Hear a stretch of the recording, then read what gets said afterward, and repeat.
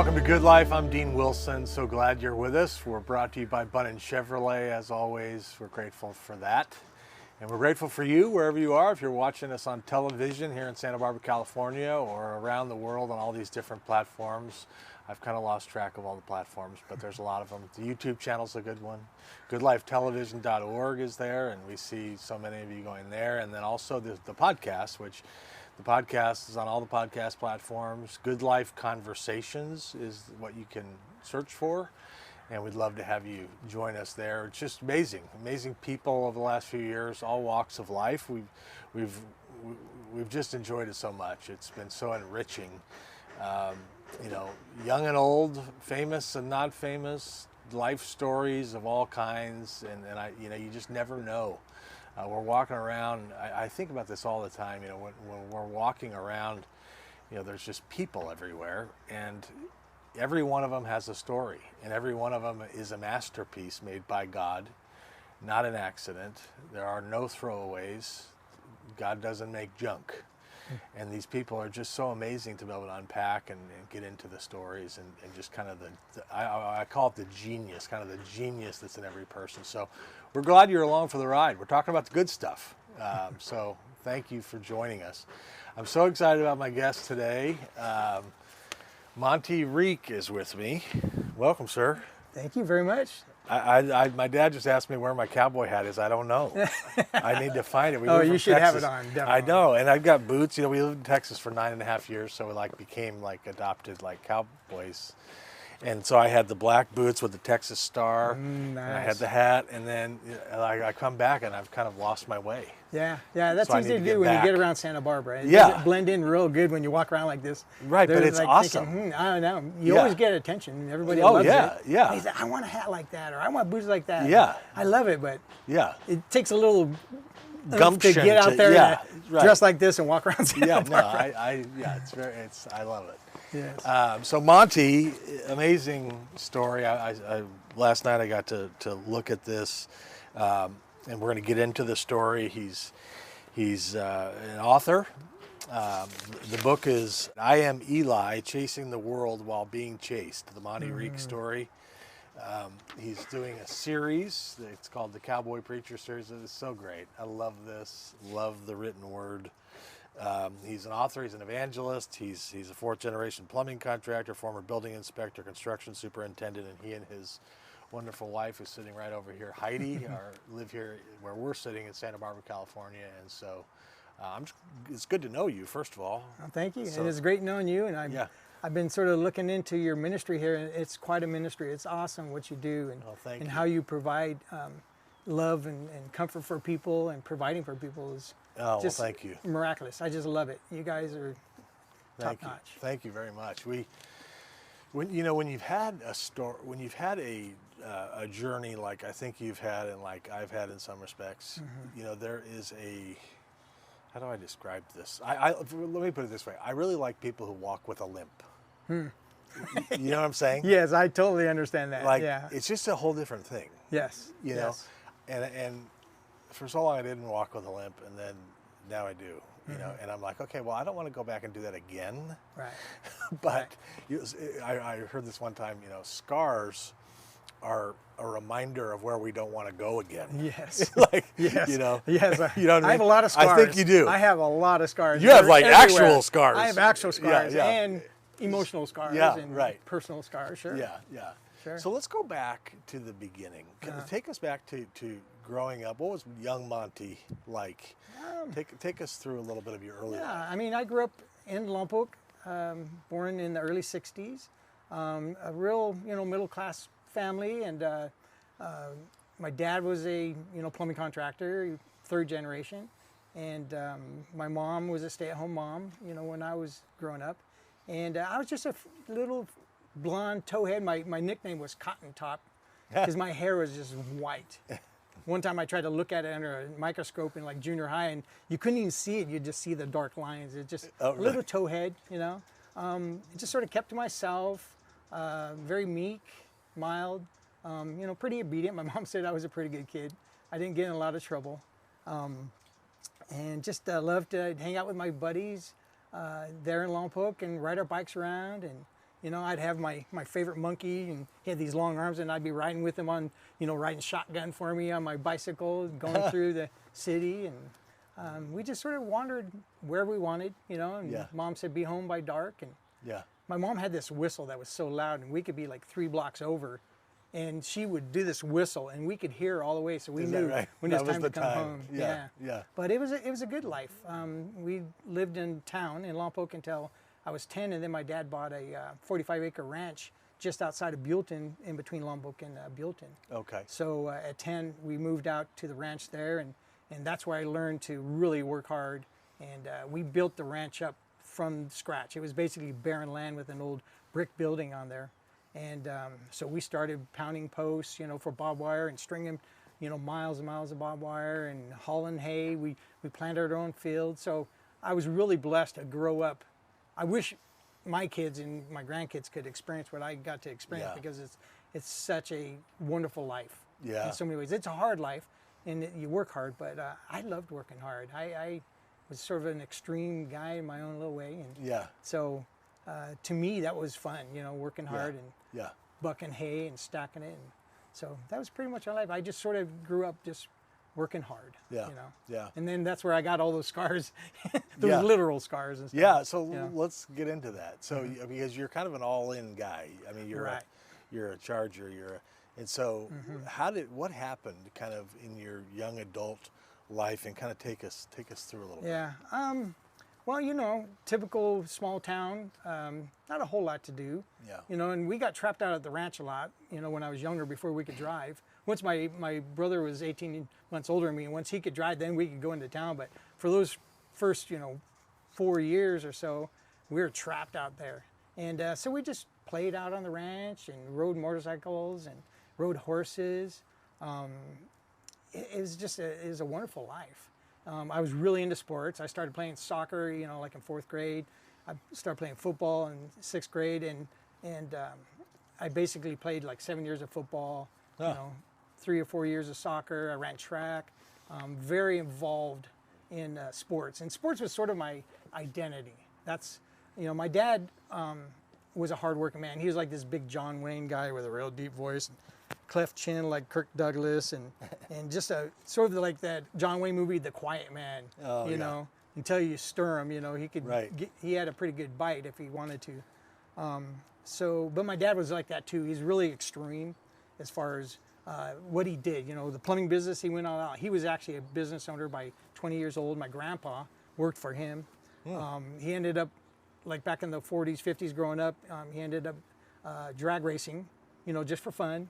And he ended up, you know, becoming a professional drag racer and a world champion at that. He was my example of what a dad should be. So I sort of followed suit. You know, you just work hard, play hard, and you know, that's about it. But the problem was that was my identity. That's who I was. If you asked me, I would tell you what I did for a living. I was a plumber. You know, I rodeoed. You know, I started rodeoing at 16.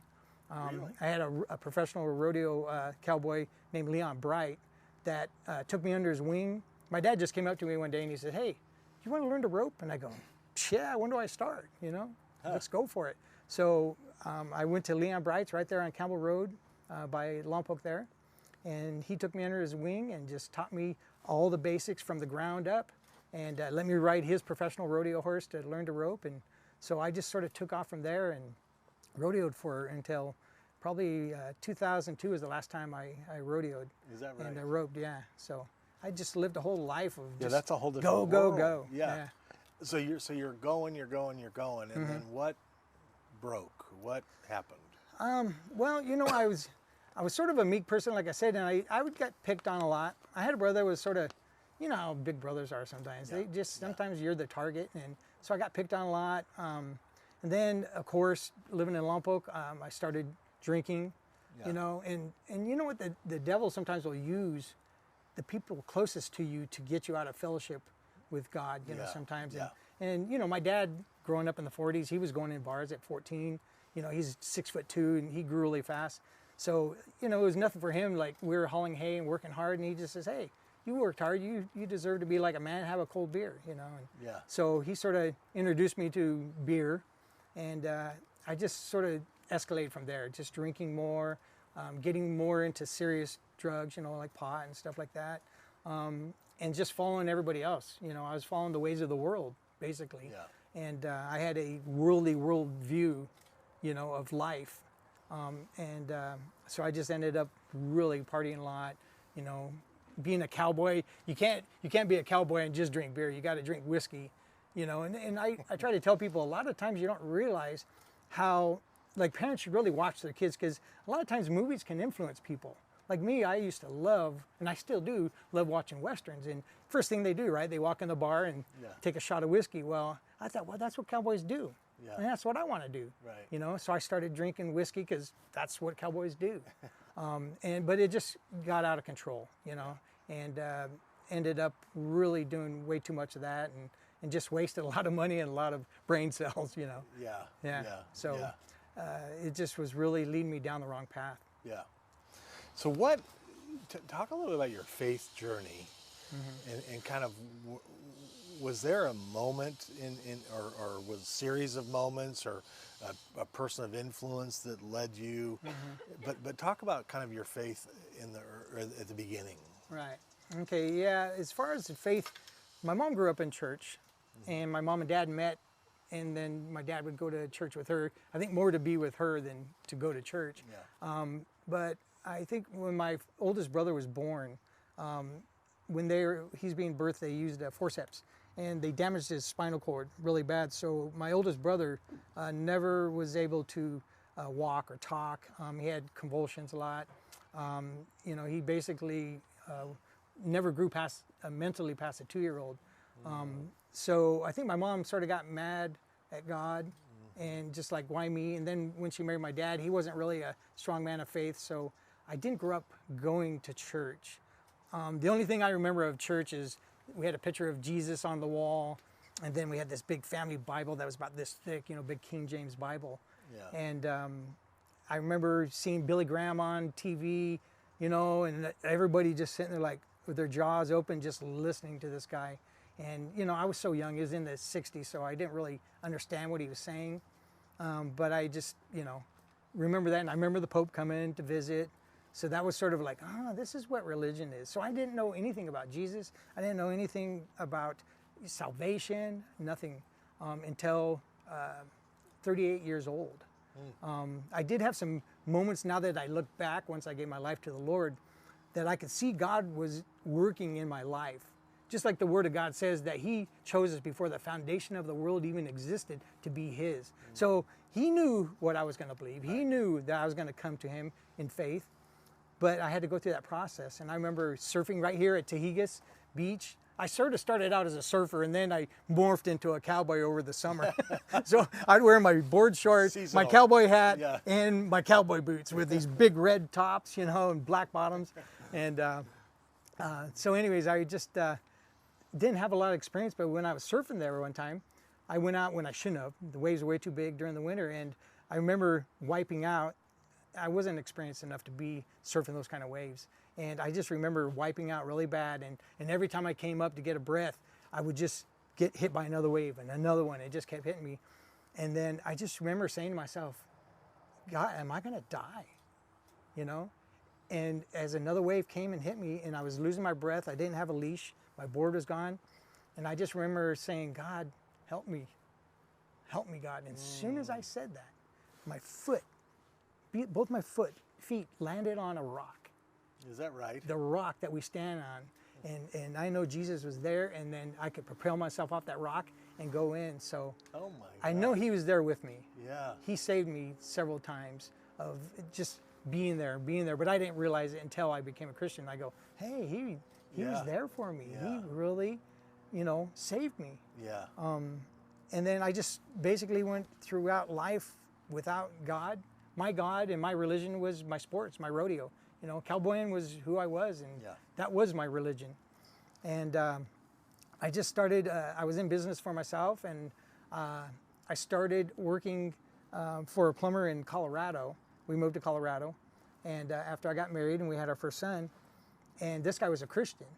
And he sort of talked to me about, you know what? He said, God sent you to me. I've been praying. And I'm sort of listening to this guy, and I sort of thought he was crazy. I'm like, this guy's sort of loony, you know? Like, he talks to God, you know? And, but he's planted a seed in me there. And then I had a series of things that happened to our youngest son when he was born. He had a big cyst on his arm. Before he was 1 year old, we had 2 surgeries. And he had to put tubes in his ears, and then he had this big cyst, and we were afraid it might be cancerous. So he sort of got me like praying, like, you know, not really knowing what I'm doing, but God, you know, please don't let it be cancer, you know, and it wasn't. So that was just sort of little steps here and there of God drawing me in. And that plumber guy was the beginning. And then when I worked for my dad for 13 years as a plumber. And then we sort of had a falling out and stuff. And I ended up, that's when I moved to Colorado to sort of get away from everything. I was running away from my, you know, the world, basically. Right. I was mad at the world. I was mad at people. I was so disappointed in man in so many ways because I was let down so long. Even throughout my whole life, I was sort of let down by everybody, you know, or picked on, or, you know. Yeah. But then on Thanksgiving Day, my dad called me for the first time ever. He's never called me. My dad has never called me. And he called me that day. And we started talking, and I was like, wow, you know. And I started talking about work, of course, because that's all my dad and my relationship was work. And I started talking about, Dad, hey, I got my license, and I'm doing this condo project. And he says, you know what, Monty? He says, hey, let's don't talk about work. You know, let's talk about something fun. You know, hunting or fishing or whatever. And I said, okay, you know. He said, but you know what? I got to get going, so I'll talk to you later, okay? And click, I hung up. And I was just like, wow, you know. I took it as that was my dad saying, hey, I know we had some problems and we left on bad terms, but you know what? I forgive you, and you know, I forgive him, and we're sort of going to mend that relationship. And after Thanksgiving, we had a great Thanksgiving, wonderful time, running and sliding in the snow. And that night, my phone rang at, I don't even remember what time, it was probably 2, 3 o'clock in the morning. And it was my mom. And she was crying. And yeah, he died that day. See, I told you I was going to cry. He died that day. And not having God in my life, people don't realize the power of a father in someone's life. And my dad was a good provider and a good father in a lot of ways, but he just didn't know how to show love. He didn't know how to show affection. He didn't know how to give me a hug, you know. It would always be me going up to hug him and kiss him. And sorry. Yeah. So when he died, I was sort of lost. Yeah. I was lost. Yeah. My identity was in the things I did. And my identity was more on my dad than I realized. So my whole world fell apart. I ended up quitting my business. I was doing really good. I just had built a brand new house, and we had 2 sons, and we were just really thriving. And I was getting ready to buy another man's business in Colorado, and I was so lost that I just wanted to go home. And so I ended up just closing out my business and just went back to Lompoc. Wow. Just like that. Within 8 months after he died, I was gone and back into Lompoc. And I'd like to say everything went great, but it didn't. The business that we we tried to take over my dad's business, but my dad had divorced my mom, and he was remarried, and my stepmom took over everything. She took the ranch, she took the plumbing business, everything. Our whole inheritance basically was gone. You know, when my dad died, we basically didn't get anything. I got this one big old beautiful buck that my dad shot, you know, a big deer head that I have mounted in my living room. But things were just not going right. My marriage, I had been married for 14 years, and things were really rough. And I never learned how to be a husband. You know, my dad was not a real good husband. You know, he was a good provider, but he didn't know how to show anybody love, I don't think. Yeah. So that's sort of how I was. So my wife was really missing out on a lot because I was hunting, or I was rodeoing, or I was working. Yeah. You know, that was me. What did I do? We say we don't want to be like our parents, or what do? We're like our parents. more than we want to be. But so I ended up having a lot of problems with my wife. She ended up, well, actually, before she ended up taking off, I actually, and sounds crazy, but I actually ended up getting into Amway. But they had a new business coming up on the internet. It was called Quickstar. And they're getting ready to launch Quickstar in 1999. So I got in probably around 1998 or something like that. And I started going to these meetings, and I didn't know that this was sort of a Christian-based business, you know. Yeah. And the leader that was the diamond, they call him, in my group was a Baptist preacher. And he was a gospel singer named Johnny Hall. Huh. And he traveled, you know, the world, and he even sang at Billy Graham's crusade, you know. Wow. He's really good. So anyways, I ended up, my business was hurting so bad that I couldn't even buy a water heater. And then this guy came in to, ask me to do a bid on a plumbing job. And he said, hey, I need you to do a bid for me.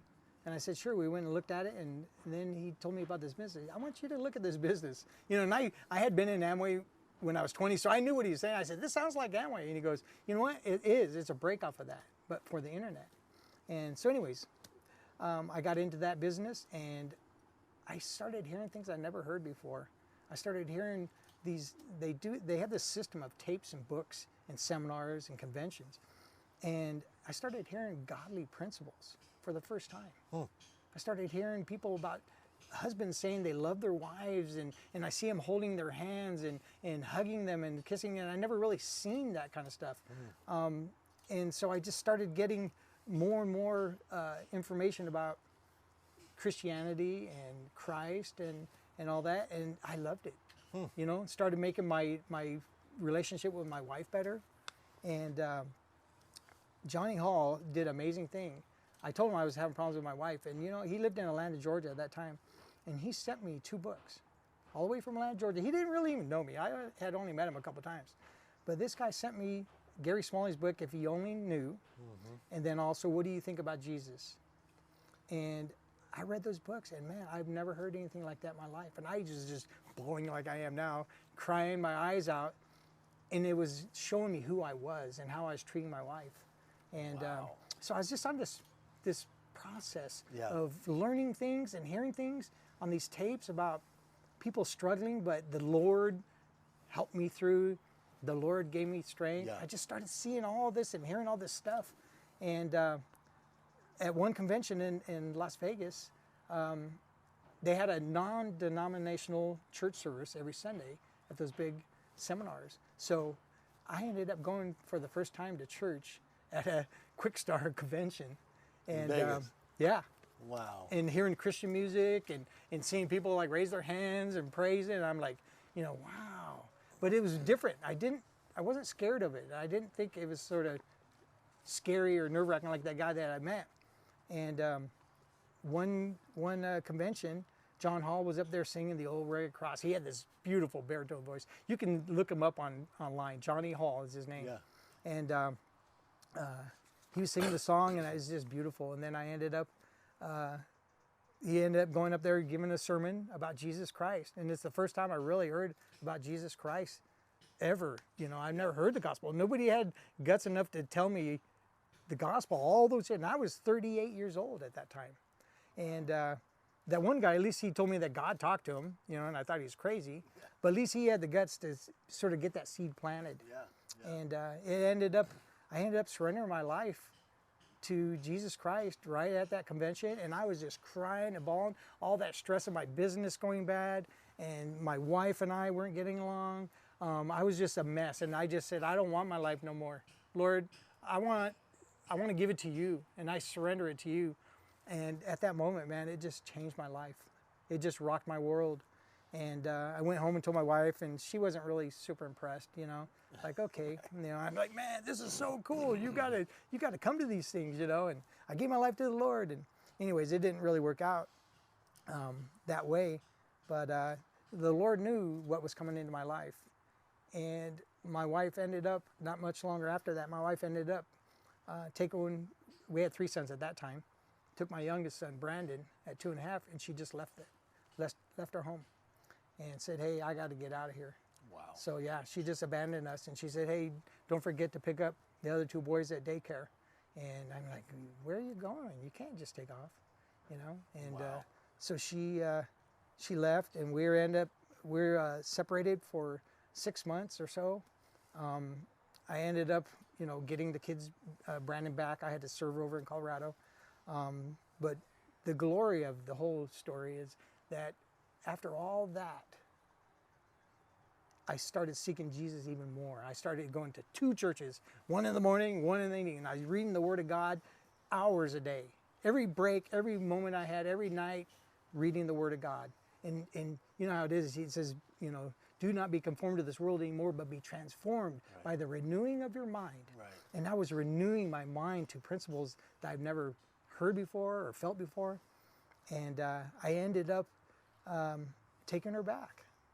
And before I took her back, though, I ended up finding out that there was actually, she had 3 affairs with 3 different men. Powerful, powerful moment. But you know what? Jesus Christ gave me forgiveness for her and for those guys. I was even, and I sort of knew I was an evangelist because I was literally preaching the gospel to one of the guys that my wife had an affair with. He was a good friend of mine. He actually worked for me. I gave him a place. He was down and out. I gave him a place to live. I gave him a truck to drive because he didn't have a vehicle. I paid him more than he was worth. I taught him how to do plumbing. I just did everything for this guy. And then he did that to me. But you know what? Jesus Christ totally gave me total forgiveness for him, my wife, and those other 2 guys. Wow. Yeah, it's just powerful. And so when he did that, I knew that he's alive. Yeah. He's alive. It's not just some mystic thing that Jesus died and rose again. Jesus is alive. And until you get those scars that you're talking about, you carry these scars with you. Right. And I always say your greatest revelations of Jesus Christ will be through your sufferings. Right. Right? Yep. That's when you're down and out. That's when you need him the most. Yeah. You have nothing left. And I was at the end of my rope, you know, my lariat. I couldn't save myself anymore. Wow. So, yeah. And then we got back together, working on things. I was working on things. She still wasn't there. And she ended up having another affair and left our marriage. And but you know what? Some people don't understand me when I say I rejoice in my sufferings because that's how I came to know Jesus. Yeah, right. And if I didn't go through that, I would never know him like I do now. Yeah. And after that moment, I had this really powerful dream, and where the Pope was calling me Eli. That's where my book came up with the name I Am Eli. Is, you know, I sort of look at it as either God was giving me another spiritual name, or my secretary at that time was Catholic, so I went to her and I said, hey, I had this dream where the Pope and these other people are calling me Eli. I said, who's Eli? And she goes, it sounds like someone in the Bible. But what was cool is I did a plumbing job for this church, Bethany Lutheran Church in Lompoc. And she gave this gal, after I did the plumbing job, she came over and gave me this Bible. And I put it on a shelf and it had been there for 2 years. But when I, you know, had that dream and I was just seeking the Lord, I had that Bible in my hand to read and you know, just start feeding myself with it. It was awesome. And the Lord's redeemed. I mean, and then you met Heidi. Yes. So isn't it amazing how He can figure stuff out? Yes. You know, I actually, after that wife, I actually got married again and I got divorced again. Oh, really? Yes. Sorry. But thank God. Yeah. God is a God of 1 chance, 2 chance, 3 chance, 5 chance, whatever. As long as you repent and ask. But you know what? The Lord had blessed me with Heidi. We actually met on Christian Mingle online. Isn't that crazy? Nice. We have 8 beautiful children between us. We have 12 grandchildren. The oldest one is 8 down. So the Lord has just been so good. So good. Wow. Just blessing and prospering, you know. Yeah. And so now, I mean, you're writing and you're speaking, and are you? I haven't really spoke yet because this just came out. Yeah. The 25th of January. Right.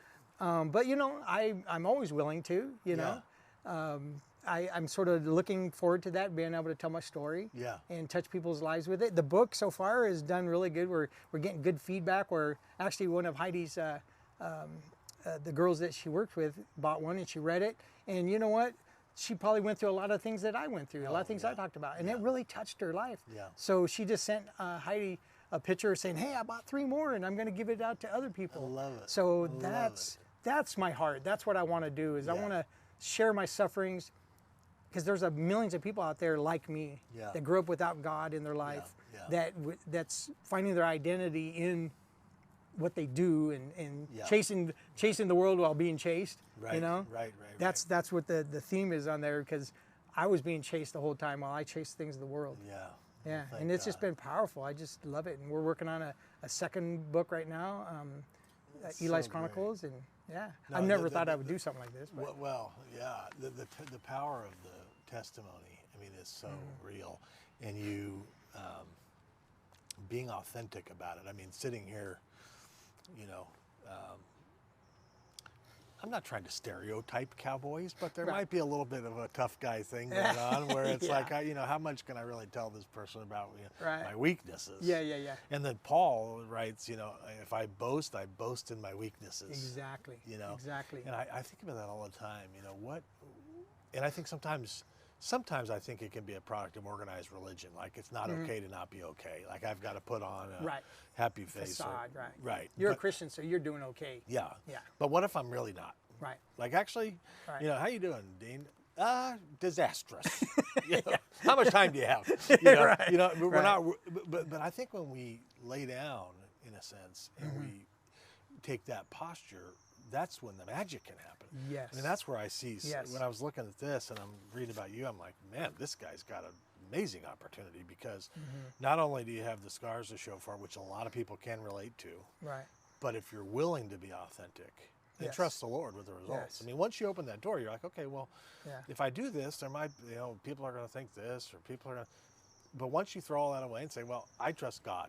I'm all in. Then I think he just blesses, you know. And I think that's when he works. Yes, you know, yes. Something I've learned, the tough guy cowboy thing, that's who I was. Yeah. See, I'm not who I used to be. I can be tough. If I have to be tough, trust me. Right. I can be really tough. Right. But don't mess with your grandkids. Yeah, that's right. Yeah, I'm a little, you know, I still have the old school in me, you know, but I'm a lot nicer. I've learned a lot. But yeah, it's, you know, meekness is not weakness, it's power under control. That's right. So, and that's where God, if you know, he's our avenger, right? So when we release that person, instead of getting angry, you know, harsh words stir up anger, you know? So when we do what the Word of God says, then that releases the power of God saying, okay, you're not being your own God. You're not trying to rule your own life. You're letting me be your avenger. You're letting me deal with that person. And man, that's where I've seen, you know, miraculous growth too. And I think with me, it's amazing. I was still amazed when those guys, I knew what they did and I knew what my wife did, but you know what? We've had my wife and her new husband over at our house, and I love her just like anybody else, you know? I love that guy that had an affair with my wife before. I love him as a brother in Christ. We talk about Jesus. We talk about Apostle Paul. We go to the same church, you know? And it's only God can do that. That's amazing. Yeah, and that's what I want people to know. But through my transparency, because I believe without being transparent, if you're going to try to be like, oh, I'm a Christian, I'm all perfect, I don't do nothing wrong, I never sin, that's not true. We're all sinners. First of all, you wouldn't be a Christian if you weren't a really good person, because he comes for the sick. He comes for the sinners, which we all are because of the fall of Adam and Eve, right? We know that, but we've all fallen short of the glory of God, and we all need that spiritual birth again that was lost in the garden. And you know what? I gained that through my sufferings. That's so I think that's the greatest way, you know? So good, man. Well, you've changed the course of history for your family, for one thing. Those 12 grandchildren are going to be the benefactors of this transformation. Those family curses are broken it's all over. in a lot of ways. It's all, that's fantastic. And yeah, it's very exciting. I can't wait to see what happens with all this. I want to follow you and hang out because this is exciting. The This next is book amazing. is going to be really cool. You can see where this one sort of leaves off at when I gave my life to the Lord. Yeah. And some of the ways the Lord was starting to use me, like praying for my mom. My mom came to the Lord, you know, and a lot of my family members thought I was crazy, which the Bible says is true. You know, even your Right, family are right, going to turn right, against you, right. which they did. But you know what? As my mom watched me, she saw me changing, and she goes, "You know what? There's something different about you. You're not my little Monty no more. Yeah. You know, Yeah. you're not so angry. You're not so mad." Yeah. So the next one's going to be really cool because it's going to talk about more ministry stuff and how the Lord was using me to touch people, you know, through my sufferings. But it's always coming through drastic suffering for me. That's just my walk, you know. Yeah, some people just go big or go home. Yeah, I know, and I like doing things big, I guess. Yeah. I Well, don't now wanna be you a- can do this big. Yeah, That's I don't the want to good be a news. crybaby or nothing, but you know, I have a lot of things to you know complain about, but you know what? The Lord always gives me joy. No, it's- always gives me peace. Always gives me happiness. I might This have those life, moments. you know, Yeah. this life, I just was reading about the earthquake in Turkey. I'm like, you know, 19,000 people who died. And I'm like, this life is so short. We're just, it's just it really is a vapor. So I'm like, now for guys like you and me, you get a new start. You're like, let's just go all in. Yeah. We don't have much time. Exactly. You know, let's love the daylights out of people, and then you know, Right. it's gonna be over like that. Yeah, You know. yeah. But anyway, we're out of time. I'm Okay. over time. I know. way I'm over sorry. time. I talk so much. No, I love it. But Monty I Rieck, get really passionate. well, geez, this is exciting. I can't wait to see what happens. We'll be rooting for you. The Cowboy Preacher series. I Am Eli is the first one. Monty Rieck, the Tender Cowboy. Is that a new name? Well, Yeah, hashtag Tender the Cowboy. Tender Cowboy. That might be the new nickname. Yeah. So thank you all for joining us, and we'll see you next time.